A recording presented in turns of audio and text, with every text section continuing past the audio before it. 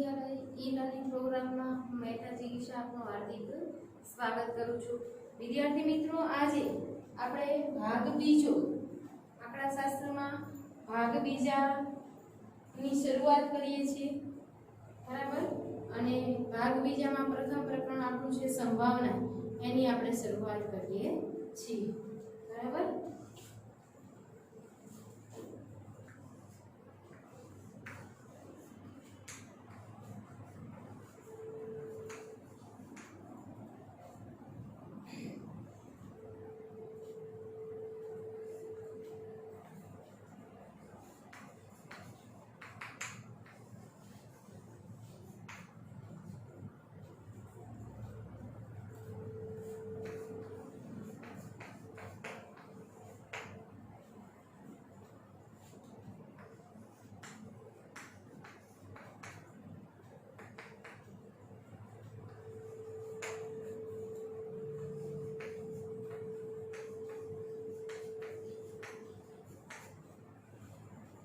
संभावना means probability, जेने આપણે ઇંગ્લિશમાં કહીએ છીએ।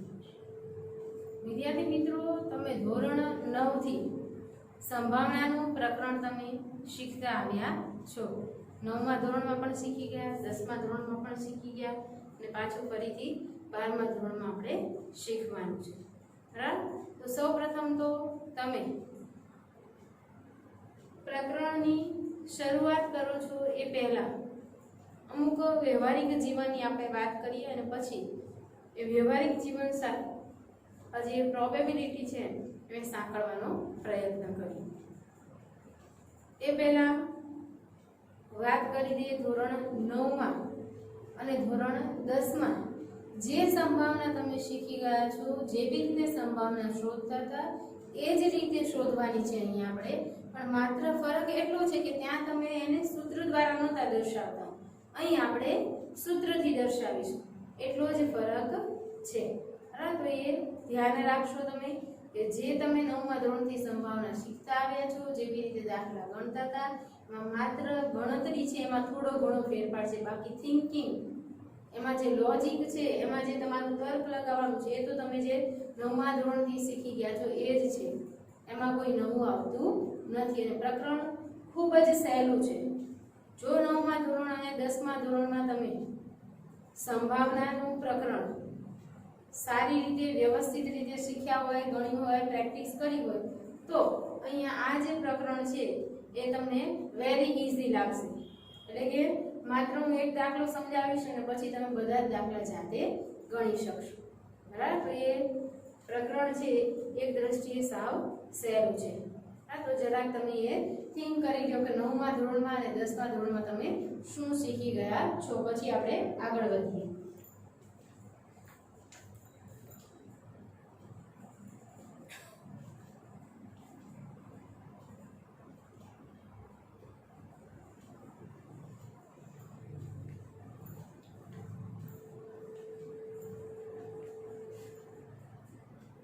યાદ કરી લીધું હશે, હવે આપણે આપણા પ્રકરણની શરૂઆત કરીએ અને તમે જે યાદ કર્યું છે એને આપણા આ પ્રકરણમાં જ્યાં જ્યાં આવે ત્યાં એ જ્ઞાનને તમે સાંકળવાનો પ્રયત્ન કરજો, બરાબર।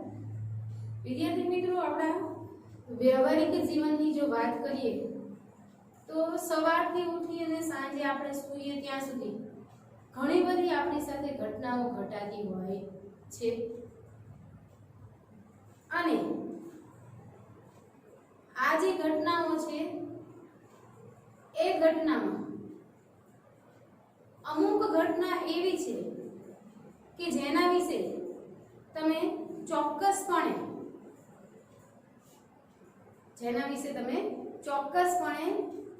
પરિણામ અથવા તો ઘટના શું ઘટશે, ઘટના ઘટ્યા પછી શું પરિણામ આવશે એ તમે ચોક્કસપણે કહી શકો છો, એના વિશે તમે અગાઉથી નિશ્ચિતપણે કહી શકો છો।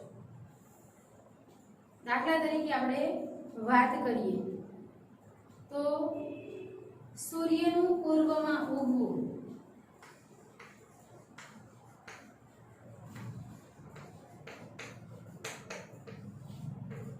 પૂર્વમાં ઉગે અને પશ્ચિમમાં આથમે। સૂર્ય પૂર્વમાં ઉગે અને પશ્ચિમમાં 8મી। એવી જ રીતે જે વ્યક્તિનું જન્મ છે એટલે કે જેનો જન્મ છે એનો મૃત્યુ નિશ્ચિત છે, તો જે જન્મે છે તેનું મૃત્યુ નિશ્ચિત છે। આ ઉપરાંત આપણે જો એક બીજો પ્રયોગ લઈએ તો કોઈ પણ એક ઝાડ છે, ઝાડ ઉપરથી ફળ તૂટે તો એ ક્યાં પડશે? નીચે જ। તો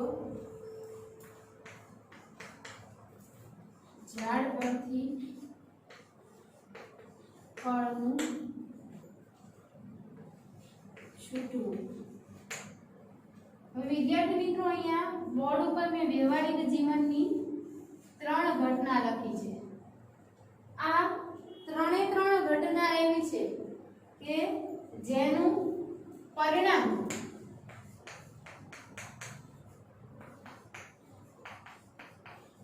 નિશ્ચિત છે। જેનું પરિણામ કેવું છે? નિશ્ચિત છે। સૂર્ય પૂર્વમાં ઉગે તો આપણને ખબર છે કે હવે એ પશ્ચિમમાં આથમશે, એટલે એનું પરિણામ નિશ્ચિત જ છે કે પૂર્વમાં ઉગે તો અને પશ્ચિમમાં આથમે। એવી જ રીતે જે જન્મે છે એનું મૃત્યુ નિશ્ચિત છે, એટલે કે જન્મનાર દરેક વ્યક્તિ, પશુ હોય, પક્ષી હોય તો એનું મૃત્યુ થવાનું છે। તો એનું પરિણામ આપણને ખબર છે કે જન્મ છે તો એનું પરિણામ શું છે? મૃત્યુ। પૂર્વમાં ઉગે છે તો એનું પરિણામ શું છે? પશ્ચિમમાં આથમશે એ। એવી જ રીતે ઝાડ પરથી ફળ છૂટવું। હવે ઝાડ પરથી ફળનું છૂટવું તો ઝાડ પરથી ફળ છૂટી અને ક્યાં આવશે? તો કે જમીન પર પડશે। તો બધાયના પરિણામ કેવા છે? નિશ્ચિત, કે જેના વિશે એ ઘટના ઘટે છે એ પહેલા જ આપણને નિશ્ચિતપણે ખબર છે, એના વિશે આપણને પહેલા જ નિશ્ચિતપણે ખબર છે। તો આ બધા પ્રયોગ જે છે એ પ્રયોગના પરિણામ કેવા છે? નિશ્ચિત। પ્રયોગના અંતે પરિણામ કેવું છે? નિશ્ચિત, કે પ્રયોગના અંતે આ જ પરિણામ મળશે, પ્રયોગના અંતે આ જ પરિણામ મળશે એવું ચોક્કસપણે નિશ્ચિત છે। પરંતુ જીવનની અમુક ઘટનાઓ એવી છે કે જેનું આપણે નિશ્ચિતપણે અનુમાન, ચોક્કસપણે અનુમાન કરી શકતા નથી, એટલે કે એ ઘટનાના અંતે નિશ્ચિત પરિણામ શું મળશે એના વિશે આપણે કહી શકતા નથી, એટલે કે પરિણામ કેવું છે? અનિશ્ચિત છે। હવે એવી આપણે એક વાત કરીએ, એક્ઝામ્પલ લઈએ તો કે કોઈ રાજ્યમાં વરસાદનું પ્રમાણ, કોઈ રાજ્યના અમુક વિસ્તારમાં, રાજ્યના અમુક વિસ્તારમાં વરસાદનું પ્રમાણ, અમુક વિસ્તારમાં વરસાદનું પ્રમાણ। હવે રાજ્યમાં અમુક વિસ્તાર છે એમાં આપણે વરસાદના પ્રમાણ વિશે કશું કહી શકતા નથી। વરસાદ વધુ પણ થાય, વરસાદ ઓછો પણ થાય, વરસાદ મધ્યમ પણ થાય અને ન પણ થાય। તો આ ઘટના કેવી છે? તો કે એના વિશે આપણે ચોક્કસપણે કંઈ કહી શકતા નથી, એના વિશે આપણે ચોક્કસપણે કહી શકતા નથી। એવી જ રીતે વાત કરીએ તો ખેતીવાડીની વાત કરીએ તો ખેતીવાડીમાં કોઈ અનાજના ઉત્પાદનનું પ્રમાણ, માની લો કે ઘઉંની સીઝન હવે આવશે, બરાબર? તો ઘઉં વાવશે તો એના વિશે ખેડૂત ઘઉં અત્યારે શિયાળામાં વાવશે તો એ પછી એના વિશે ચોક્કસપણે કહી શકશે કે આટલા જ ઘઉં ઉગશે? ના, એના વિશે કહી શકશે નહીં. તો એવી જ રીતે બીજું એક ઉદાહરણ લઈએ તો રાજ્યમાં ઘઉંના ઉત્પાદનનું પ્રમાણ, રાજ્યમાં ઘઉંના ઉત્પાદનનું પ્રમાણ. તો આ પ્રયોગ પણ આ ઘટના પણ કેવી છે? તો કે જેનું પરિણામ કેવું છે? અનિશ્ચિત છે. તો આ બંને ઘટનાઓ કેવી છે? તો કે પરિણામ અનિશ્ચિત છે. આનું પરિણામ કેવું છે? અનિશ્ચિત છે. જુઓ, હવે બોર્ડ ઉપર મેં ટોટલ 5 પ્રકારની દૈનિક જીવનની, આપણા વ્યવહારિક જીવનની ઘટના લખેલી છે. એમાં પ્રથમ 3 ઘટનાઓ એવી છે કે જેનું પરિણામ કેવું છે? નિશ્ચિત છે. જેનું પરિણામ કેવું છે? નિશ્ચિત છે. અને પછીની 2 જે ઘટના છે એ 2 ઘટના કેવી છે? તો કે જેનું પરિણામ કેવું છે? અનિશ્ચિત છે.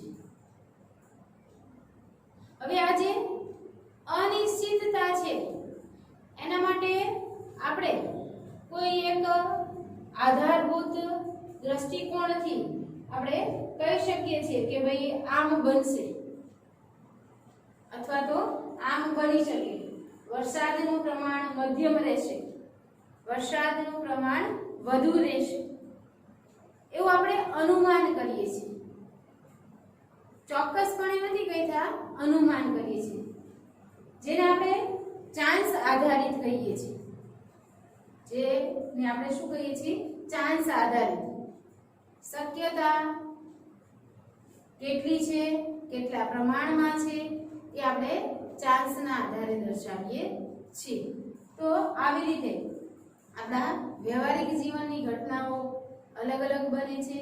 એમાં અમુક ઘટનાઓ એવી છે કે જેનું પરિણામ નિશ્ચિત છે, અમુક ઘટનાઓ એવી છે કે જેનું પરિણામ અનિશ્ચિત છે. અને એ જે અનિશ્ચિતતા છે પ્રયોગના પરિણામમાં, ઘટનાના પરિણામમાં, એ આપણે ચાન્સના આધારે, આપણને જે ચાન્સ જે મળે છે, શક્યતાનું જે વાતાવરણ મળે છે એના આધારે આપણે કહી શકીએ છીએ કે આ પ્રયોગ શક્ય છે અથવા તો પ્રયોગના અંતે પરિણામ શું મળશે એ આપણે કહી શકતા નથી, પરંતુ ચાન્સના આધારે આપણે આ કહીએ છીએ. બરાબર? તો આ થઈ ગઈ આપણી વ્યવહારિક જીવનની ઘટના. અને આ જે ચાન્સ પર આધારિત વ્યવહારો છે એ વ્યવહારોની આપણે સંભાવના શોધવાની થશે. બરાબર? ચાન્સ પર આધારિત જે ઘટનાઓ છે એ ઘટનાઓની આપણે સંભાવના શોધીશું. અને એ જે ઘટનાઓ છે એ બધી જ ઘટનાઓ કેવી હશે? ઘટનાઓનું પરિણામ કેવું હશે? અનિશ્ચિત. અહીંયા તો ચોક્કસ પરિણામ છે, અને ચોક્કસ પરિણામ જે ઘટનાનું પરિણામ ચોક્કસ છે એ ઘટનાની સંભાવના તો હંમેશા એક જ થવાની છે. એના માટે આપણે બહુ મહેનત અથવા તો બહુ ગણતરી અથવા તો બહુ થિંકિંગ કરવાની જરૂર રહેશે નહીં. પરંતુ જે ઘટનાઓનું પરિણામ અનિશ્ચિત છે એવી ઘટનાઓ માટે આપણે સંભાવના શોધવાની રહેશે. બરાબર? ચલો, તો હવે આપણે આગળ વધીએ કે આવી ચાન્સ પર આધાર રાખતી જે ઘટનાઓ છે એ ઘટનાઓ કઈ અને કેવી છે આપણે જોવાનું છે. હવે આપણે અમુક પદો મીન્સ અહીંયા આપણે જે શબ્દ છે એ શબ્દને પદ તરીકે ઓળખીએ છીએ. તો અમુક પદ આપણે સમજવાના છે. એ પદો પહેલા આપણે સમજી લઈએ. બરાબર? પછી આપણે આગળ વધીએ.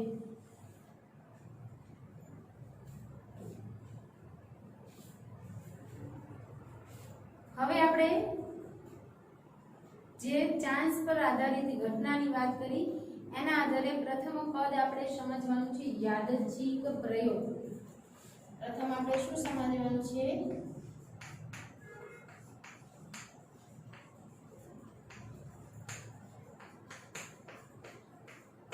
યાદચ્છિક પ્રયોગ। સૌપ્રથમ યાદચ્છિક પ્રયોગનો વ્યાખ્યા અથવા તો અર્થ હું બોર્ડ ઉપર લખી અને પછી તમને સમજાવું છું। જે પ્રયોગનું નિરપેક્ષ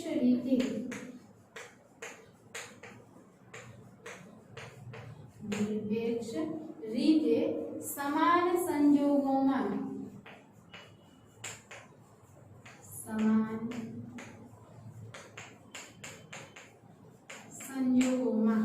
પુનરાવર્તન કરી શકાતું હોય,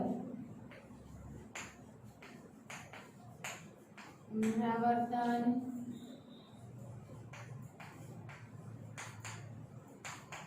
કરી શકાતું હોય અને તે પ્રયોગના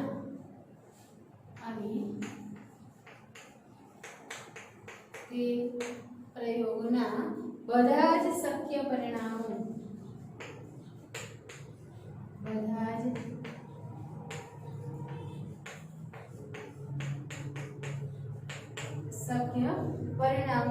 જ્ઞાત હોય,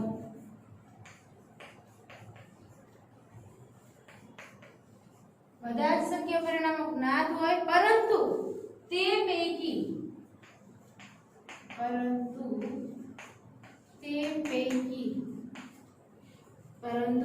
તે પૈકી કયું ચોક્કસ પરિણામ મળશે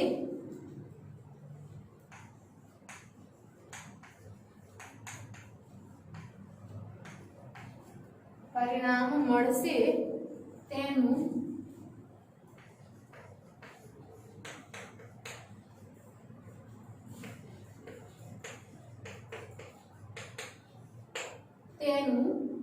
નિશ્ચિત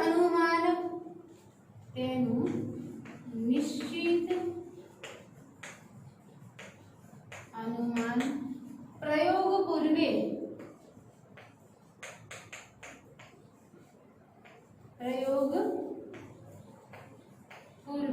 કરી શકાતું ન હોય,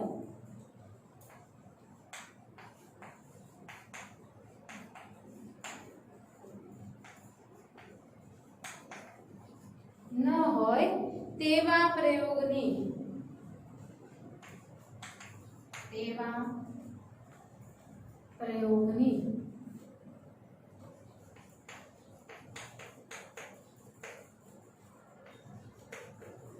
યાદચ્છિક પ્રયોગ કહે છે।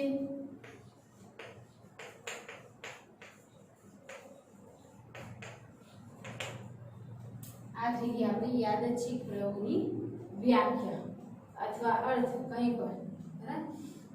હવે આ સમજો એ પહેલા બે ત્રણ તમને ઉદાહરણ સમજાવું અને ઉદાહરણ સમજાવ્યા પછી તમને આ વ્યાખ્યા વધુ સારી રીતે સમજાશે, બરાબર।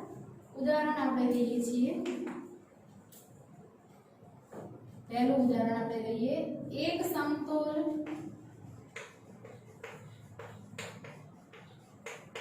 સિક્કો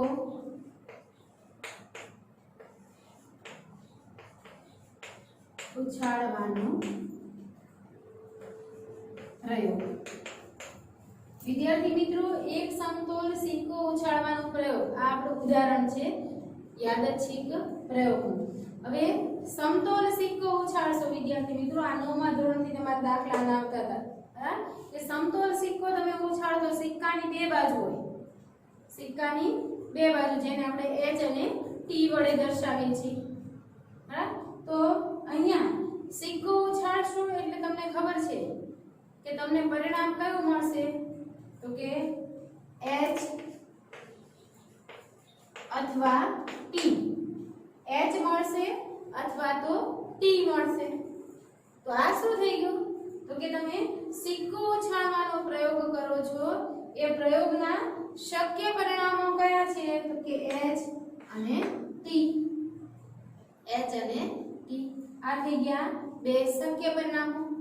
હવે સિક્કો ઉછાળ્યા પછી કયું પરિણામ મળશે એના વિશે તમે અગાઉથી કહી શકતા નથી, પણ એટલું ચોક્કસ તમને ખબર છે કે તમે સિક્કો ઉછાળશો એટલે તમને H મળશે અથવા તો તમને T મળશે, H મળશે અથવા તમને T મળશે।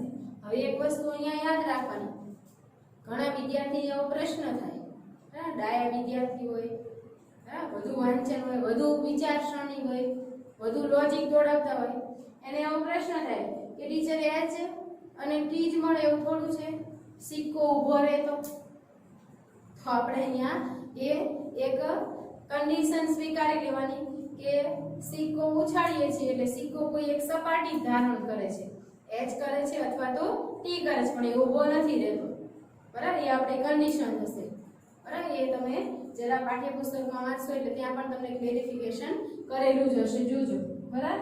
તો આ થઈ ગયું આપણે યાદચ્છિક પ્રયોગનું ઉદાહરણ કે પ્રયોગ આપણે શું છે, સિક્કો ઉછાળવાનો, એનું આપણે સમાન સંજોગોમાં પુનરાવર્તન કરી શકીએ। સમાન સંજોગોમાં પુનરાવર્તન કરવું એટલે કે એ પ્રયોગને તમે વારંવાર કરી શકો છો। બીજી બાબત, પ્રયોગના બધા જ પરિણામો તમને પ્રયોગ પહેલા ખબર છે, પ્રયોગના બધા જ પરિણામ, આ પ્રયોગના બધા પરિણામ કયા હતા તો કે પ્રયોગના પરિણામ બે હતા, H અને T, H અને T, પરંતુ આ બે માંથી સિક્કો ઉછાળ્યા પહેલા તમે એવું ચોક્કસપણે કહી શકતા નથી કે H મળશે કે T મળશે, H મળશે કે T મળશે, એ પ્રયોગ પહેલા કહી શકાતું નથી, એટલે કે એનું નિશ્ચિત અનુમાન પ્રયોગ પૂર્વે કરી શકાતું નથી।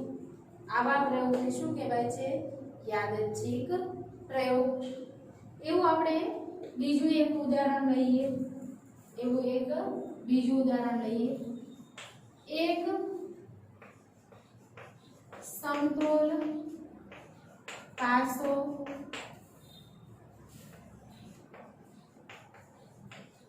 ઉછાળવાનો પ્રયોગ। વિદ્યાર્થી મિત્રો, સમતોલ પાસો ઉછાળવાનો પ્રયોગ તમે રમો છો સાપસીડીમાં, એમાં પાસો, પાસાની 6 બાજુ પર અલગ અલગ તમે અંક લખેલા હોય, 1 હોય, 2 હોય, 3 હોય, તો એવી રીતે અલગ અલગ સૌથી મોટો અંક 6 હોય છે, બરાબર? તો એ પાસો જે છે એ પાસા ઉપર સૌથી મોટો અંક 6 છે, 1 છે, 2 છે, આવા અલગ અલગ અંક તમને આપેલા છે। તે સમતોલ પાસો ઉછાળશો, એના કુલ શક્ય પરિણામો 1, 2, 3, 4, 5, 6 કોઈ પણ હોઈ શકે। તો એ પાસો ઉછાળો એ પહેલા તમને ખબર છે કે કુલ પરિણામ કેટલા છે, પાસો ઉછાળો એ પ્રયોગના કુલ પરિણામ કેટલા છે કે 6 છે, કુલ પરિણામ 6 છે। બીજું, એ જે પાસો છે એને તમે ઉછાળો છો, એ પ્રયોગનું તમે વારંવાર પુનરાવર્તન કરી શકો છો। એટલે વ્યાખ્યામાં તમે જુઓ કે જે પ્રયોગનું નિરપેક્ષ રીતે, નિરપેક્ષ મીન્સ સ્વતંત્ર, નિરપેક્ષ રીતે સમાન સંજોગોમાં પુનરાવર્તન કરી શકાતું હોય, નિરપેક્ષ રીતે અને પાછું સમાન સંજોગોમાં એનું પુનરાવર્તન એટલે કે એ પ્રયોગને વારંવાર કરી શકાતું હોય। અને બીજી બાબત કે તે પ્રયોગના બધા જ શક્ય પરિણામો જ્ઞાત, જ્ઞાત મીન્સ ખબર, બરાબર? તો કે સમતોલ પાસો ઉછાળવાનું આપણે પુનરાવર્તન કરી શકીએ છીએ। બીજું, એના બધા જ શક્ય પરિણામો, બધા જ શક્ય પરિણામો એટલે કયા તો કે 1, 2, 3, 4, 5 અને 6 આ બધા જ એના શક્ય પરિણામો છે પાસા પરના। એ આપણને ખબર છે કે પાસા પરના કુલ શક્ય પરિણામો 1, 2, 3, 4, 5, 6 છે, બરાબર? એટલે કે કુલ પરિણામો જ્ઞાત હોય, પરંતુ તે પૈકી એટલે કે આ પૈકી, આ 6 પૈકી કયું ચોક્કસ પરિણામ મળશે એના વિશે આપણે નિશ્ચિત અનુમાન પ્રયોગ પહેલા કરી શકતા નથી, પ્રયોગ પૂર્વે એટલે કે પ્રયોગ પહેલા કરી શકતા નથી। તેવા પ્રયોગને યાદચ્છિક પ્રયોગ કહે છે, બરાબર? તો આ થઈ ગઈ આપણી યાદચ્છિક પ્રયોગની વ્યાખ્યા કે જે પ્રયોગનું નિરપેક્ષ રીતે સમાન સંજોગોમાં પુનરાવર્તન કરી શકાતું હોય અને તે પ્રયોગના બધા જ શક્ય પરિણામો જ્ઞાત હોય, પરંતુ તે પૈકી કયું ચોક્કસ પરિણામ મળશે તેનું નિશ્ચિત અનુમાન પ્રયોગ પૂર્વે કરી શકાતું ન હોય તેવા પ્રયોગને યાદચ્છિક પ્રયોગ કહે છે. બરાબર? તો આ થઈ ગઈ યાદચ્છિક પ્રયોગની વ્યાખ્યા. બરાબર? હવે તમે જે પાઠ્યપુસ્તકમાં પ્રકરણો શરૂ થાય છે ત્યાં તમે પાઠ્યપુસ્તકની ચેપ્ટરની પ્રસ્તાવનાથી શરૂઆત કરી અને યાદચ્છિક પ્રયોગની જે વ્યાખ્યા આપેલી છે ત્યાં સુધીનું બધું જ રીડિંગ આજે હોમવર્કમાં તમારે કરવાનું છે. અને હવે પછીનો જે નેક્સ્ટ વિડીયો આવે એમાં યાદચ્છિક પ્રયોગની વ્યાખ્યાથી આગળનો જે મુદ્દો છે એ આપણે શીખીશું. બરાબર? સાવ સહેલું છે. યાદચ્છિક પ્રયોગની વ્યાખ્યા 1 માર્કમાં પૂછી શકાય અને 2 માર્કમાં પણ પૂછી શકાય છે. બરાબર? તો એ તમે યાદ રાખજો ને આટલું રીડિંગ ચોક્કસપણે કરજો. મેં લાસ્ટ વિડીયોમાં પણ કીધું હતું કે ભાગ બીજો છે એમાં એક સૂત્ર શીખવીશ એટલે આખું ચેપ્ટર આવડી જશે તમને, એવું બનશે નહીં. અહીં તમારે તમારા લોજિકનો, તમારા તર્કનો બધાનો ઉપયોગ કરવો પડશે. ઓકે? તો ત્યાં સુધીનું યાદચ્છિક પ્રયોગની વ્યાખ્યા આપેલી છે ત્યાં સુધીનું પાઠ્યપુસ્તકનું રીડિંગ કરી લેજો. લાસ્ટ વિડીયોમાં તમને કીધું હતું કે પાઠ્યપુસ્તકનો ભાગ બીજાનો જો વસાવ્યું ન હોય તો ભાગ બીજો વસાવી લેજો અને હજુ પણ જો કદાચ ન લીધો હોય તો આજે તે લઈ લેજો. અને અહીં સુધીનું રીડિંગ નેક્સ્ટ વિડીયો જોવા બેસો ત્યારે એટલું તમને ખ્યાલ હોવો જોઈએ કે યાદચ્છિક પ્રયોગ કોને કહેવાય, ચાન્સ કોને કહેવાય. બરાબર? ચલો આવજો.